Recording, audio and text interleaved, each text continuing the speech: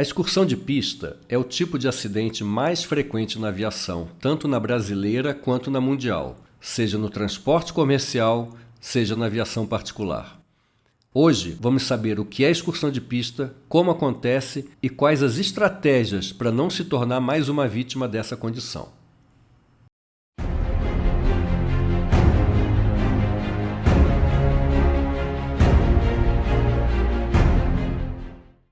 O pior acidente da história da aviação brasileira foi uma excursão de pista.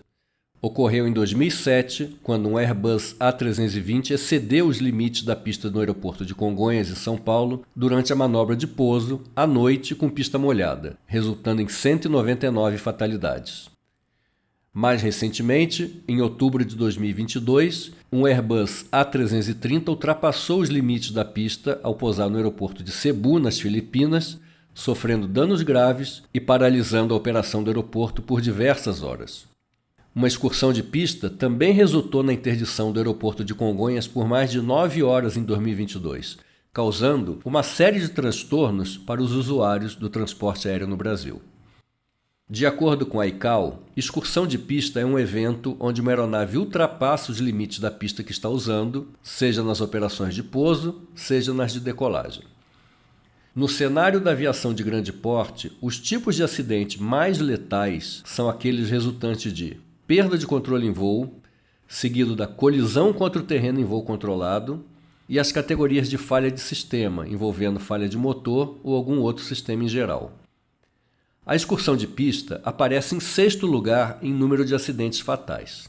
Embora o índice de letalidade não seja o maior dentre os tipos de eventos, a excursão de pista é o tipo de acidente mais frequente na aviação, no Brasil e no mundo, resultando, além das trágicas perdas de vida, na inutilização de aeronaves e em diversos transtornos ao sistema aeroportuário e a seus usuários.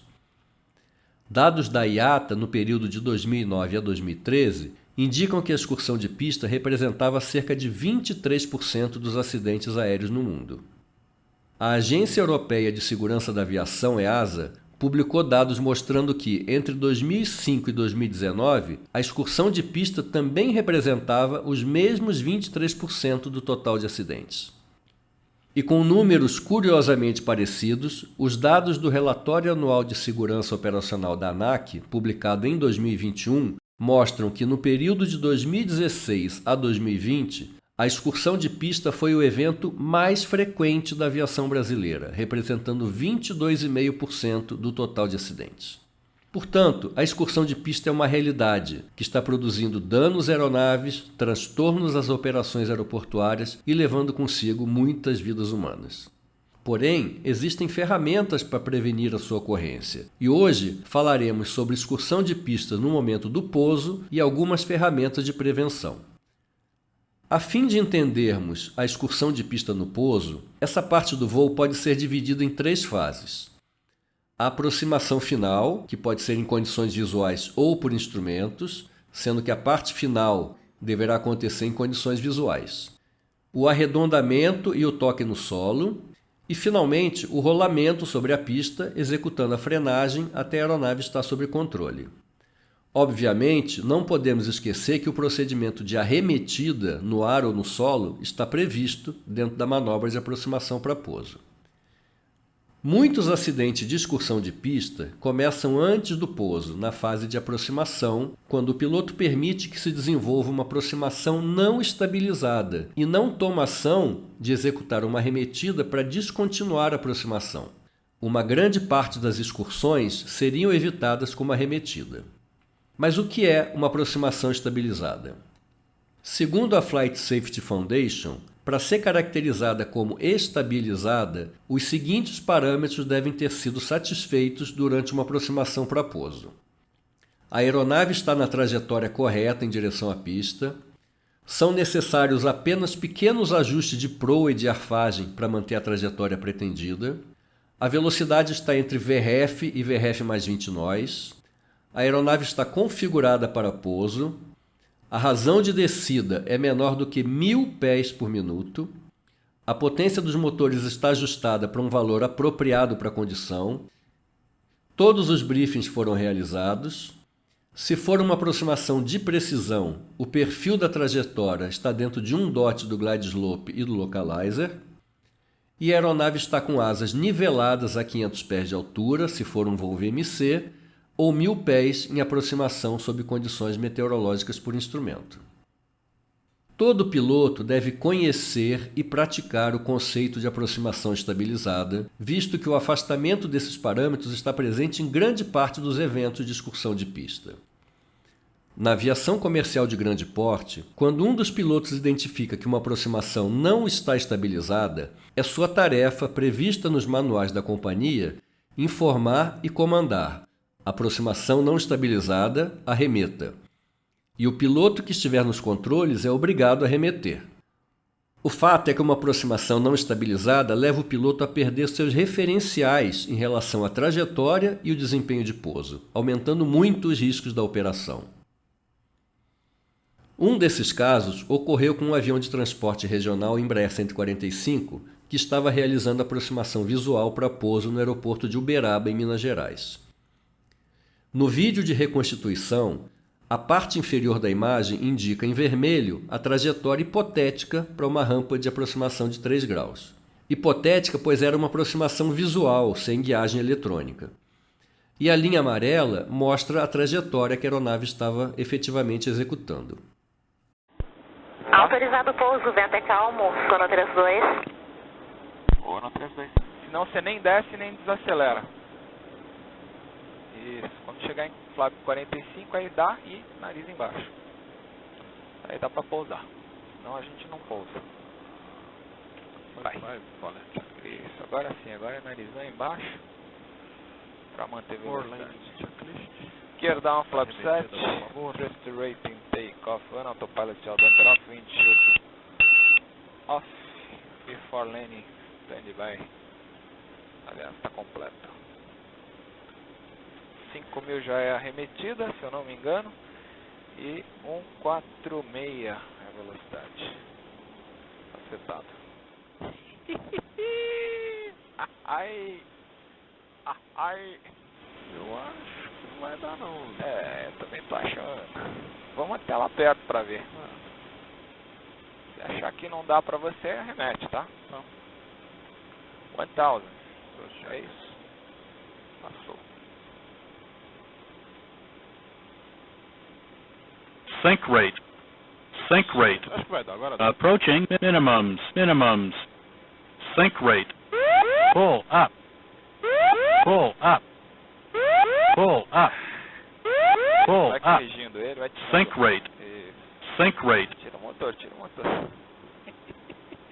Arredondou alto. Opa. Chega. Vai, põe no chão e reverso. Reverso. Só um que entrou.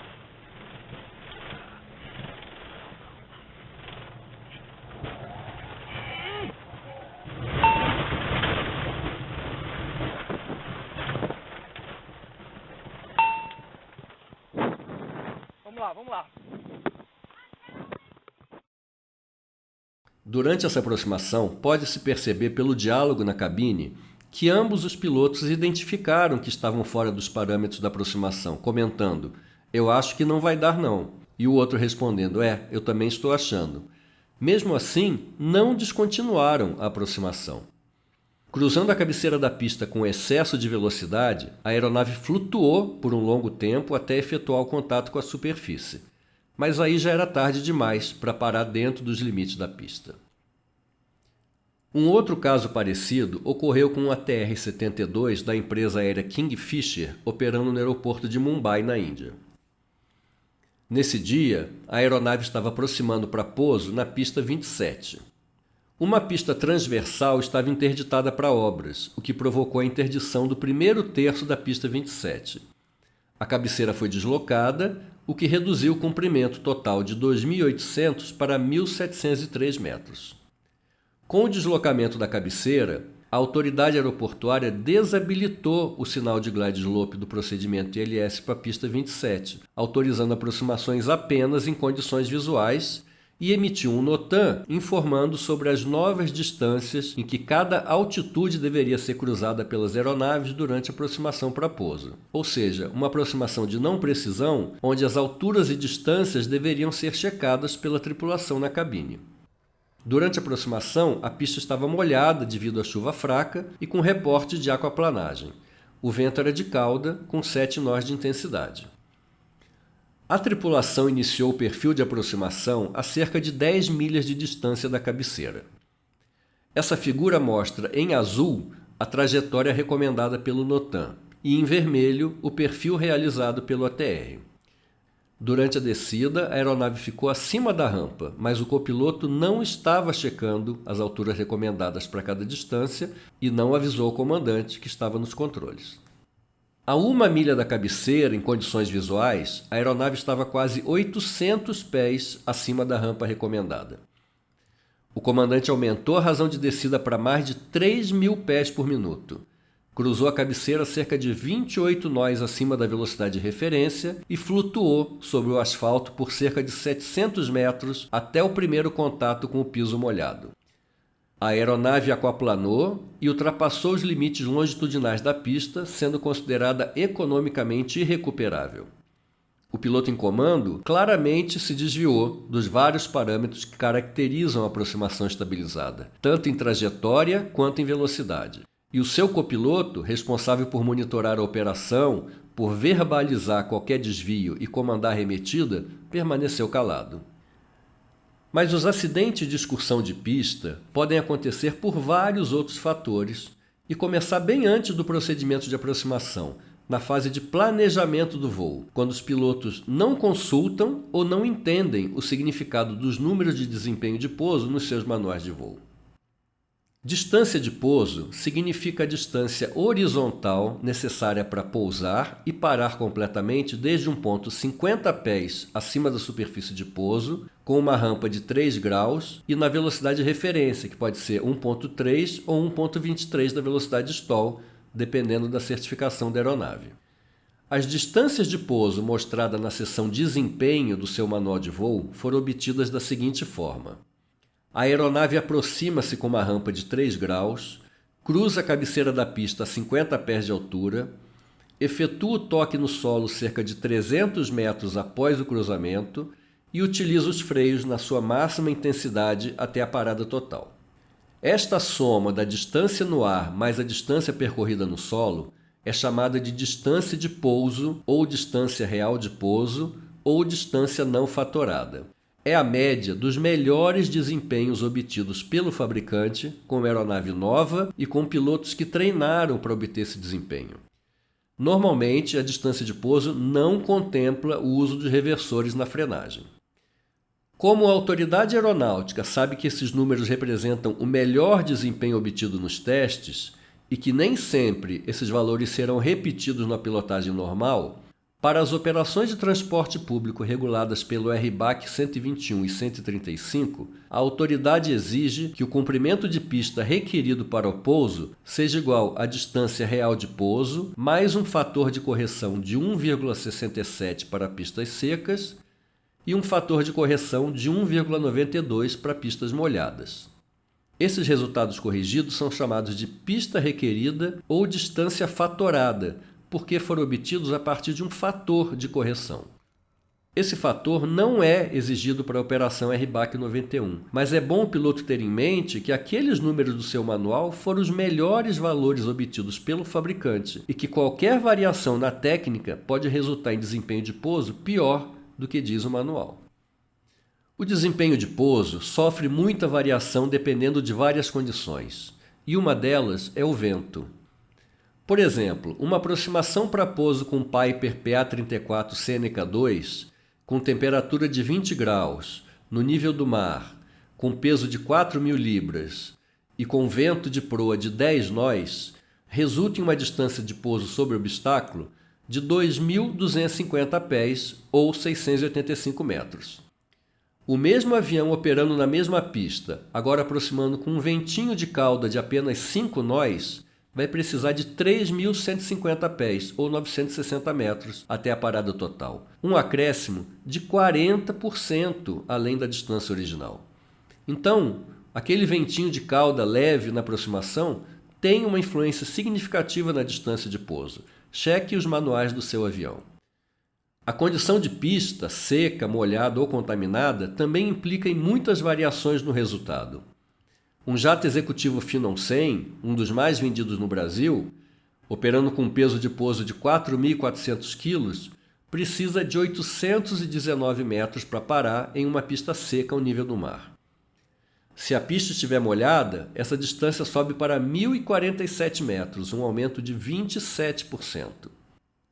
No caso de pista contaminada, ou seja, com uma lâmina d'água acima de determinado valor ou com água empoçada, essa distância sobe para 1.568 metros, um acréscimo de 91% sobre os números da pista seca. O piloto deve planejar o seu voo e ter esses números em mente quando houver a possibilidade de operar no seu destino ou alternativa com pista molhada ou contaminada. O que normalmente acontece é que o piloto não se planeja para essas variações, pousa em uma pista molhada de 1.000 metros, considerando aquele número inicial de 819, ultrapassa os limites da pista e depois reclama dos freios do avião. Outro fator importante é a velocidade de aproximação. Os fabricantes recomendam uma velocidade de aproximação que normalmente está entre 1.23 e 1.3 da velocidade stall, dependendo do tipo e da época de certificação do seu modelo. Ou seja, existe uma margem de segurança acima da velocidade stall. E se não houver a necessidade de algum aditivo de correção de velocidade definido pelo manual de voo, essa é a velocidade que a aproximação deve ocorrer. Por outro lado, algumas vezes a tripulação chega na aproximação final acima da velocidade prevista e insiste em continuar na aproximação. Foi o que aconteceu com um Boeing 737 que estava realizando um perfil de aproximação para pouso em condições visuais no aeroporto Santos Dumont, no Rio de Janeiro. O perfil previa cruzar o NDB Paiol, que ficava na ponte Rio-Niterói, a 600 pés de altitude e aproximar para o pouso com uma VRF de 130 nós. O que aconteceu? A aeronave cruzou o NDB Paiol a 1.996 pés de altitude. Aproximou com alta velocidade, tão alta que os flaps recolheram automaticamente, cruzou a cabeceira da pista com 158 nós, flutuou, tocou o solo bem depois da zona de toque e ultrapassou os limites da pista, vindo a parar nas pedras do quebra-mar que cercam o aeroporto. Um típico evento onde a tripulação excedeu os parâmetros de aproximação e o comandante optou por não arremeter. Mais um pouco e esse avião mergulharia nas águas da Baía de Guanabara, provocando uma tragédia, completamente evitável se os procedimentos básicos estivessem sendo cumpridos. Outro fator que influencia no desempenho é a trajetória escolhida pelo piloto. Os requisitos de certificação indicam que as distâncias de pouso são medidas a partir de uma rampa de 3 graus com cruzamento da cabeceira a 50 pés de altura. Os 3 graus usados na aproximação conferem uma certa precisão no ponto de toque. Se o piloto variar um pouco a trajetória na aproximação, para mais ou para menos, isso vai significar uma certa dispersão longitudinal no ponto de toque. Quando o piloto opta por fazer uma aproximação com rampa mais baixa, as pequenas, mesmas variações de trajetória vão significar uma maior dispersão longitudinal no ponto de toque, que pode acontecer antes ou depois da região programada pelo piloto. Infelizmente, alguns pilotos optam por fazer aproximações de baixo ângulo na tentativa de tocarem logo nos primeiros metros da pista. Nessas aproximações de baixo ângulo, com baixa velocidade vertical, a aeronave tende a flutuar sobre a pista e acaba tocando muito além da zona de toque recomendada, o que já levou a diversas excursões de pistas. Sem contar que qualquer pequeno desvio na trajetória pode levar a uma colisão imprevista com o solo antes da pista, gerando consequências graves. Portanto, a recomendação é fazer a aproximação conforme estabelecido pelo fabricante da sua aeronave, sem macetes que só aumentam a dispersão do desempenho de pouso e aumentam o risco da operação. A técnica de arredondamento e pouso é outro fator que contribui para excursões de pista, podendo levar a aeronave a exceder a zona de toque recomendada. As pistas homologadas para aproximação por instrumentos possuem marcas que indicam o ponto de visada e a zona recomendada de toque no pouso. Mesmo as aeronaves que operam em pistas homologadas apenas para o voo VFR podem lançar mão desses referenciais na sua operação. Ponto de visada são duas faixas brancas e largas posicionadas cerca de 300 metros após a cabeceira, mas que podem variar um pouco para mais ou para menos dependendo do comprimento total da pista. A zona de toque é a região recomendada onde o toque deve ocorrer e é demarcada por faixas mais estreitas posicionadas 150 metros antes e depois do ponto de visada. Se o piloto estiver operando em pistas com dimensões marginais, a prioridade não é fazer um toque suave na pista. Essa preocupação desperdiça a pista e atrasa o início do processo de frenagem no solo. O pouso em pistas de dimensões limítrofes deve ser um pouso técnico, arredondando com o objetivo de tocar dentro da zona de toque recomendada. E se isso não acontecer, o piloto deve considerar a opção de uma arremetida. Quando operando em pistas limitadas, depois que a aeronave estiver no solo, deve-se usar todos os dispositivos de desaceleração disponíveis. Com essa ação, o piloto verifica logo o funcionamento dos sistemas de desaceleração, como freios, spoilers, reversores, e pode tomar mais cedo as decisões necessárias no caso de falha. Operando em pistas marginais, esteja preparado para reagir no caso de falha de algum sistema de desaceleração. Faça o pouso e atue logo nos freios para verificar o seu funcionamento. Se o sistema tiver falhado, dependendo da sua posição em relação à pista, pode ser que valha a pena arremeter e fazer nova aproximação preparado para um pouso com freios falhados. Uma das condições muito comum nas excursões de pista com piso molhado ou encharcado é a chamada hidroplanagem.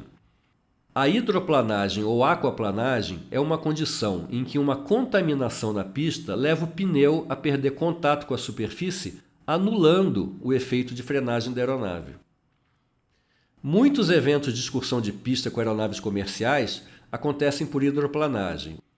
Nas aeronaves de pequeno porte, pela ausência de dados gravados, é mais difícil de se atestar que a hidroplanagem ocorreu, a não ser pelas consequências verificadas nos pneus. Uma dica rápida: a velocidade de hidroplanagem nós é dada aproximadamente pela seguinte fórmula: 9 vezes a raiz quadrada da pressão dos pneus. Como que é isso? Se o seu avião usa uma pressão de pneus de, por exemplo, 64 psi, a raiz quadrada de 64 é 8, multiplicado por 9 é igual a 72 nós. Essa é a velocidade acima da qual o seu avião vai hidroplanar. Se o seu pneu estiver com pressão baixa, a hidroplanagem acontecerá com velocidade mais baixa. Aviões de alto desempenho usam pressão de pneus acima de 150 psi.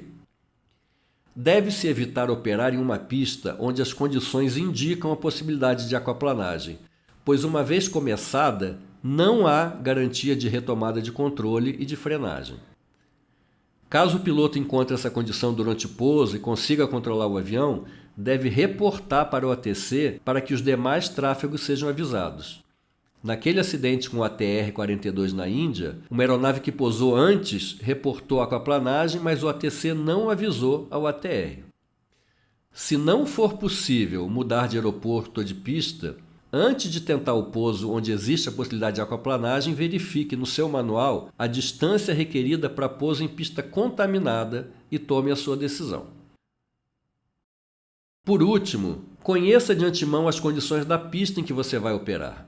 Algumas pistas estão com piso em mau estado, outras não permitem o escoamento de água de chuva, outras pistas de grama são escorregadias e vão degradar o seu desempenho de pouso.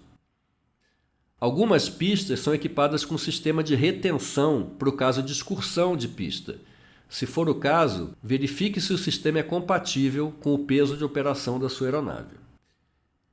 Em resumo, as estratégias para evitar a excursão de pista no pouso incluem fazer um planejamento da distância de pouso no destino e na alternativa, considerando variações de peso, vento e a possibilidade de pista seca ou molhada. Opere dentro dos limites de peso de pouso da sua aeronave, seja peso máximo estrutural para pouso, quando não houver outra limitação, ou peso máximo considerando o desempenho requerido para aquela pista. Esteja atento a variações de vento na final e a sua influência, mesmo que seja aquele ventinho de cauda de 5 nós. Faça uma aproximação estabilizada na velocidade, trajetória e ajuste de potência recomendados. Não hesite em arremeter no caso de aproximação não estabilizada. A gente tem o costume de achar que vai dar certo até o dia em que não dá. Cruze a cabeceira da pista na altura, no ângulo e na velocidade recomendados. Procure tocar dentro da zona de toque. Se isso não ocorrer, considere a opção de uma arremetida. E esteja preparado para as ações necessárias em caso de falha de sistemas, como reversor, ground spoiler, freios ou pneus. A excursão de pista continua sendo o tipo de evento mais frequente na aviação, seja com grandes aeronaves de transporte, seja na aviação geral. Como vimos, grande parte desses eventos pode ser evitado se o piloto planejar o seu voo, operar a sua aeronave dentro dos parâmetros recomendados, executar aproximações estabilizadas e tiver a opção de arremetida sempre preparada para quando a situação ameaçar sair do controle. Pense nisso. Muito obrigado e bons voos!